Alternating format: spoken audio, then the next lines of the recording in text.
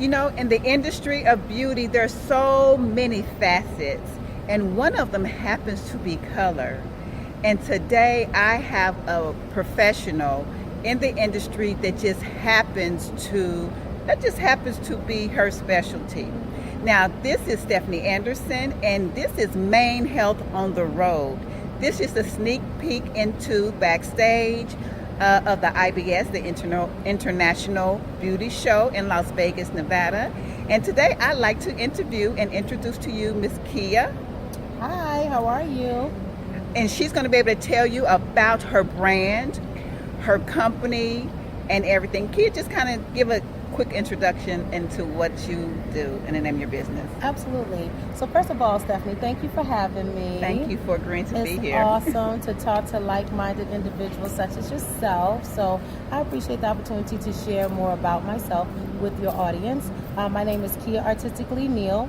I am a stylist of 25 years, but I also have my mothership brand, which is called The Color Culture. It is a hub of education for color exclusivity. It is very, very successful by way of breaking down information into ways that people can understand it. It provides support. It provides education through trade shows, one-on-ones, webinars, one-on-one coaching. Did I say trade shows? But we also do a culture camp, which is a retreat when we take people off into remote locations. And we really teach people how to work smarter, not harder, and to develop a culture and a legacy around working and doing color and actually being a colorist and not just a stylist that does color sometimes. And that is a great distinction, because honestly, that is not my gifting.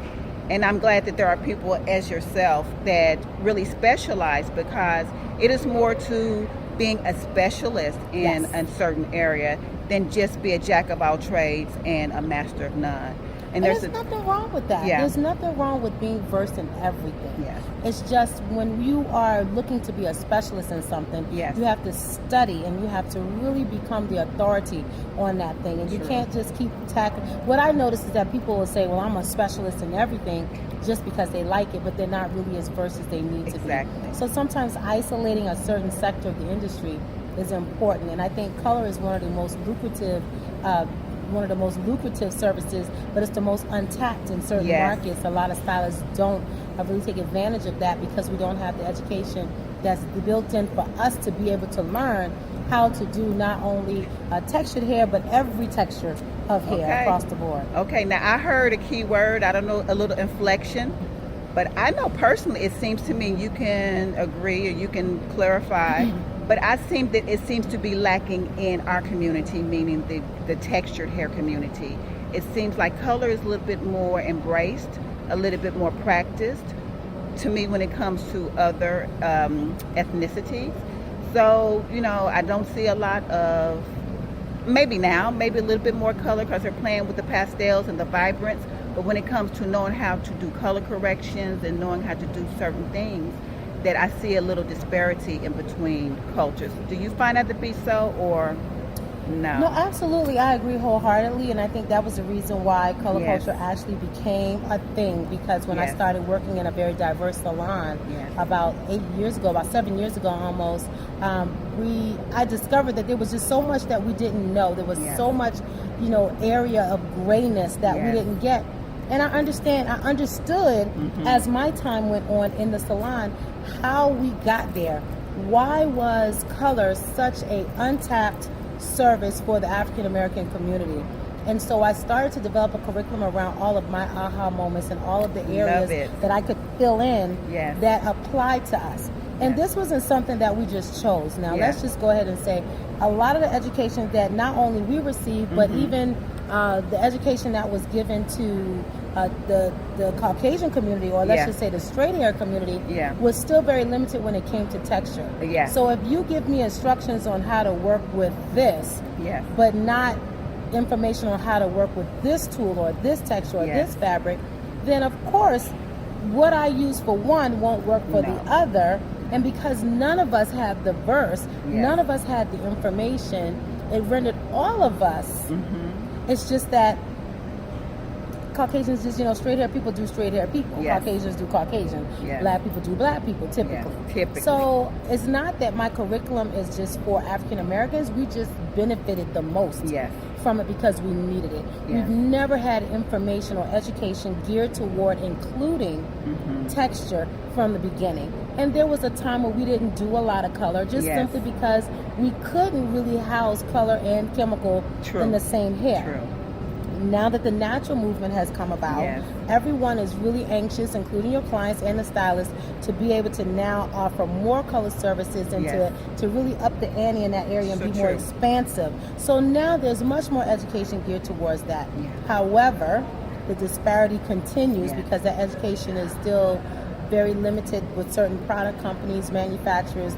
We still are living by a certain narrative around curly and textured hair. So that's how I got to be spawning the texture versus race movement.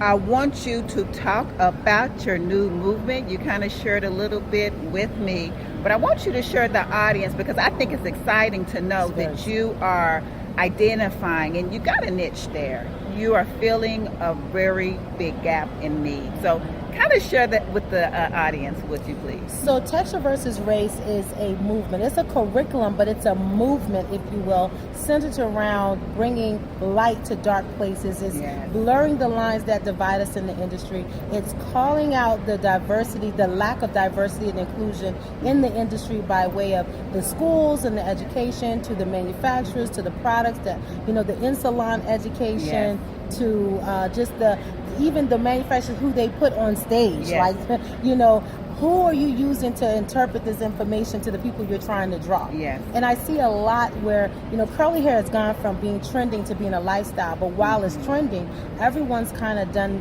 has done their due diligence in being a part of that $4 billion industry from the African American in this beauty industry.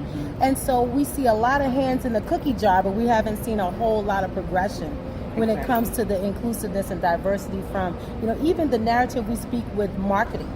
We still see the palatable curly girl. We're still not embracing. Speak it plain. Are you talking about not the 4C, but maybe the 2? No, we're talking about the 2AB, All the 3A, 3B maybe. Yes, ma'am. Still, the woman has to look like something that we can embrace and still consider beautiful. So we've gone from, a long, straight, and blonde to now you can be curly, but there's an acceptable amount of curl that's being perpetuated upon us. So now we're calling to say, okay, you want to tell us how to interpret our own beauty, and that's not fair. So we're pretty much blowing the whistle on that, and we're bringing people to the stage and saying, okay, but will you put a platform artist out that looks like what people can identify with as a curly girl in the curly community, in the texture community? Will you embrace that? Will you allow your products to have more education that not only just put us, because remember now we started, with African American hair care in the store. We had a little shelf to the bottom and a little section. Now we've got the whole aisle 14 on both sides. And so, but nobody's still educating us. There's still no education. So what I'm saying is, while you have your hand in the cookie jar, while you want people to buy these products, are you educating the professionals? Are you putting your products in front of people in their communities? Are you sending people to them that look like them? Are you really becoming a part of the community that you are now taking from? But the reason why, because we know it's lucrative, right? We've already established that. And unlike now, professionals like yourself before you have not been mandating. I think with this movement, there is going to be a responsibility for us to mandate, because they realize we're going to buy it. Well, we're going to buy it, but we have to step up. We have and when to. I say we, I mean the curly community, and to be honest, curls are not. We don't have a monopoly on curly hair. No, we don't. African Americans do not have a monopoly on curly hair. Not. Curly hair can show up anywhere. You have a 90% chance of having some level of texture in your hair. So the curly community stretches much farther and wider. It's very vast. The thing is that we have to now say to this manufacturer that says, "Hey, I have some curly hair products." Well, tell me more about it. Yes. Do you have someone that can explain to me education? Do you have the education in place for me? And you're starting to make it mandatory for them to show up for you and not just sell you something and take your money. And that's the thing. Now we have to now say, okay, so now we know you want our money. What are you willing to do to get that? Do you really love the texture community? Yes. How much do you really love it? Tell me what you're doing. What are you going to do? Lay it all out so it's plain and simple. And I think when we start asking the hard questions and really putting out the requests and the requirements, then we now teach people how to treat us. And when I say us, I mean the whole texture community, no matter what race you are. Yes. We are now calling for this industry to be very inclusive, very expansive, and very diverse. Yes. And if we're not getting that, then we need to start really taking inventory about why it is that we don't care about what's happening with our industry. Because, I mean, enough is enough at this point. Exactly. So I'm calling for all of us because honestly, texture is a new race. It is. Texture is the new race. Like you have, you know, you're black, you're white, you're Hispanic, you have, you're Dominican, you got your Puerto Rican, but you also have curly. Yes. You got Asian and you got curly. We're gonna just have to start putting curly heard it here. on the map. We got to check it off the box when it asks. The new race is curly. You know what? I just got an idea for a T-shirt. I'm not gonna say it because I don't want nobody smart to do it. Look, I don't want nobody to do it before me, but I got a really great idea for a T-shirt. I will protect your intellectual property, so don't say it here, okay? Thank you. Okay. So, you said a lot, but you've said so much profound information. Okay, so we know that money talks, and they realize that we're going to be buying the product, but they haven't respected us as professionals because we haven't mandated. Okay, so I know there's going to be somebody here that's watching, Keya, that's going to want to know how to link up with your movement, how to, what they can do, or what steps that they can take in order to join the revolution. So the first thing you want to do is go on Facebook and Instagram. Instagram is Texture versus Race as well. You can follow me at Keya_artistically. That's KEYA_artistically, or Texture versus Race. Now the Facebook group is where we have the forum. This is where we have all the conversation. This is where we're linking up and showing people how to actually get involved. We're doing Texture versus Race has a summit that's coming up next spring. Yes, we're trying to lock in our contract. I'm thinking May, and I'm thinking Baltimore. So around that time, but exactly what day and exactly what location will be disclosed in like maybe another week or so. But definitely stay on the website for that information. It will drop. But the group Texture versus Race is, like I said, is where the conversation is. The paid membership is for people who want to engage with an exchange of education and information by way of visual interpretation of it. So you would pay, I think it's $9.99 the first month and $14.99 thereafter to watch other educators have contribution of how to do texture hair, different styles, different things, different blowouts, different techniques, and show you how to do that if you want to learn how to do more textured hair. But then we also have the tour coming up so that we can go possibly to your city. And it's a smaller version of the summit. Because we're doing more of a talking tour. It's more like a panel, round table-y. We want to bring the thought leaders of certain areas. We want to see from them, like, what is it you can do, and really kind of map that out in your area as far as how you can approach the schools, how you can bring new curriculum, just what your job is going to be. If someone were interested in hosting a summit, a smaller, how would they do? You can inbox me. We have about 10 cities already, but we would love to entertain the idea of adding another city. If it's not a city close to you, make it anyway. You have to be intentional. Put the effort it's not always going to fall right in your lap. I may not always come right to Salt Lake City. Back door. It might not be there, but if it's someplace close and you can get there where you can drive or whatever, do that. Make the effort, because it has to be an intentional movement. It does. Like, it's not going to be easy because it's the road less traveled. So I need you guys to really step up to the plate here and support the movement. Come to the tours. Think about coming to the summit. Make sure that you do make sure you get to the group. Get to the group. Get on the online and contribute. Contribute to the conversation. That's all you can do. Well, you're an educator like me, and I'm probably pretty sure I know what the answer is going to be. What do you think about YouTube University? You just mentioned, and I wholeheartedly agree, that anything worthwhile we have to invest in order to be better. So education, I'm an educator. What do you think about all of this information? A lot of it is wrong. Not all, but a lot of it is. That's being disseminated against, on YouTube and different things by unlicensed people. you have unlicensed people that are teaching things, and they're not really. What do you think about that? Well, I'm gonna tell you. I think you're gonna see that I have a different perspective on this. Okay, so let me tell you. Okay. I'm not really that mad at YouTube. Okay. And the reason why is because I'm more mad at us because we have allowed those same people that you talked about to speak about something that they don't have, but they would not have that space if we left it empty. Okay. And I believe that because we don't have enough information out there, enough content, enough education, we're not leading the people to the promised land. Yes. So therefore, that they have to get it some way. The seat empty for people to come in and just say, oh, well, if they're not going to show you, I'll show you. And we don't necessarily have to show them, but we can definitely do more to present as the authority and as the specialist in a thing, in a subject matter. And we have not done that professionally. We've sat back and said, oh, look at what they're doing, but we've not contributed anything to that. So why are you mad at people for looking for information that you have not supplied? If we were doing a better job in the salons of educating our clients, of giving them all of the information that they needed, retailing what they needed, they wouldn't be on YouTube hunting for information because it's just a lack, and someone has filled it.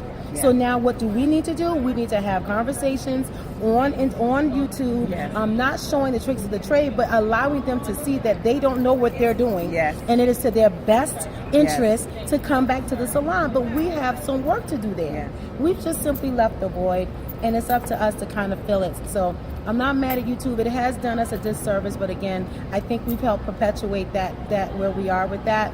And I think it's our job to kind of get us out of that hole. And I believe, again, as an educator, and I understand your point, that it is our responsibility to do that. So, made some great points. So just give my viewers just a little bit of information and contact. I know you already talked about the summit, but if they're interested in getting in touch with you for any reason, kind of share that. You can always go on the website at colorculture.com, textureversusrace.com, and KeyaNeal.com. I think they all go back to the same place. It doesn't matter. We've got it all so that you don't lose me. I'm also on Instagram and Facebook, and I do answer my inboxes. If I don't personally answer them, I still get the message. So inbox me. It's usually me that responds. You can get in touch with me there. You can email me at info@colorculture.com. You can email me. I answer my emails. But you've got to connect. You've got to go and search for me. Search for me. Search for where I am on these social platforms and make a concerted effort to join, get into the groups, get into the memberships, come to the summits, find a tour. You got to be proactive in this thing. It's not going to fall in your lap. At this point, we've just got the work to do, and you might as well buckle up because we've got work to do. That's it. And that's just what it is. That's it. I want to personally say I have enjoyed the time we spent together. Thank you for so graciously, with just a short moment's notice, accept my invitation. Literally, and you inboxed me. Yes, and I answered. I'm a witness. And I answered. Inboxed, and she did, and she was so gracious to say, "Yeah, my pleasure." So please take heed to the information. She, as myself, has been in the industry for a long time, knows what she's talking about, and has a heart for what she's doing. So again, Keya, thank you so much. Thank you, Stephanie. Good luck in your classes tomorrow. Thank you. Again, we're at the IBS show, and girl, knock them dead. Hey, it's our first year, but you know what? We've been doing premiere, we've been doing a few, but IBS, I love IBS. They love the Texture versus Race movement, and they gave us a place to be, a platform. That's what we need. Us a platform. So be diligent, be true to what you do. This is Stephanie Anderson with Main Health on the Go. Take care and be blessed. Bye, bye.